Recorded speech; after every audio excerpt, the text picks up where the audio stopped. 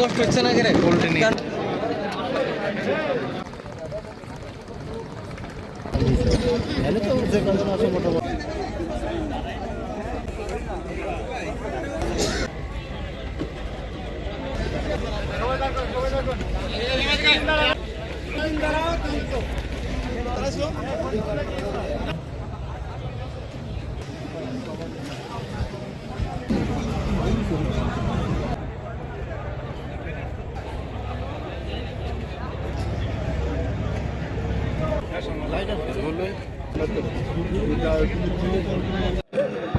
এখন অবধি আমাদের যে গাড়িটা পানিতে পড়েছে সৌহার্দ্য পরিবহন পানির নিচেই আছে।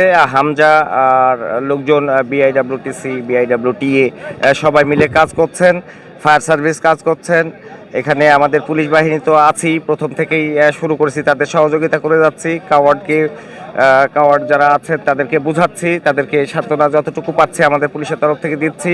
এদিকে প্রচুর বৃষ্টি হয়েছে, ঝড় হয়েছে, তখন একটু কাজের বিঘ্ন হয়েছে। এখন কাজের এখন লিফটিং চলতেছে। মূলত পানির গভীরতা অনেক বেশি, যার কারণে একটু লেট হয়েছে। তবে সবারই আন্তরিকতায় আশা করতেছি খুব শর্ট টাইমে আমরা কাঙ্ক্ষিত ফল পাবো। হতাহতর ঘটনা আসলে অ্যাকুরেটলি বলা মুশকিল। গাড়িটা পাংশা রাজবাড়ি হয়ে ঢাকার উদ্দেশ্যে যাচ্ছিল, 40 সিটের গাড়ি, 40-42 সিটের গাড়ি পরিপূর্ণ ছিল। কয়েকজন যখন এখানে গাড়িটা স্লো হয় তখন কিছু যাত্রী নাম ছিল যে ফেরিতে উঠলে তারা উঠবে, কিন্তু সেই সময়ই তো আর কি যখন গাড়িটা টান দিয়ে আর ব্যালেন্স রাখতে পারেনি, তোরা ওই ফেরির মধ্যে সরাসরি পানিতে গিয়ে পড়ে যায়। উদ্ধার অভিযান যতক্ষণ না পারবে ততক্ষণ ইনশাল্লাহ চলবে। আমরাও সাথে আছি এবং কাজ করছি। আহত একজন হাসপাতালে চিকিৎসাধীন অবস্থায় আছে, আর মোট 3 জন গিয়েছিল, 2 জন মৃত অবস্থায় এখনো হাসপাতালে আছে।